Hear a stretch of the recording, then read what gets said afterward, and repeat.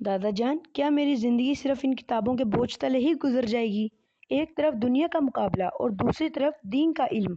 मैं किस तरफ जाऊं? ऐशम बेटा, किसने कहा है कि ये दो रास्ते हैं? अगर तुम्हारी साइंस तुम्हें अल्लाह की कुदरत दिखाती है तो तुम इल्म दीन के इसी समुद्र में तैर रहे हो जिसके लिए फरिश्ते पर बिछाते हैं। लेकिन दादा जान, मैं तो समझता था कि सिर्फ मदरसे की ही पढ़ाई असल इल्म है।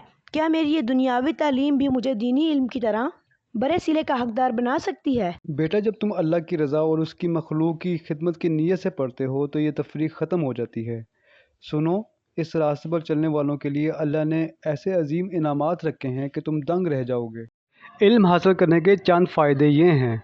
इल्म का एक बाब सीखना पूरी रात की इबादत करने से भी अफजल है। तालिब इल्म जब इल्म हासिल करने के लिए घर से निकलता है तो वापसी तक अल्लाह की राह का मुजाहिद कहलाता है। तालिब इल्म के लिए समुद्र की मछलियाँ भी दुआ करती हैं। अंबिया की असल मिरास मालो दौलत नहीं बल्कि इल्म हासिल करना है। अल्लाह के नज़दीक तालिब इल्म का दर्जा इतना बुलंद है कि घर से निकलते ही इसके पिछले गुनाह माफ़ कर दिए जाते हैं। इंसान की ज़िंदगी के आखिरी लम्हे में भी सबसे बेहतरीन काम कुछ नया सीखना और इल्म हासिल करना है। इल्म ही इंसान को दूसरों से मुमताज़, अक्लमंद और बावकार बनाता है। अगर इल्म हासिल करने की इसी जद्दोजहद में मौत आ जाए तो उसे शहीद का दर्जा मिलता है। अगर आपको हमारा वीडियो पसंद आए तो सब्सक्राइब करें और बेल आइकन दबाना ना भूलें। अल्लाह हाफिज, दुआओं में याद रखना।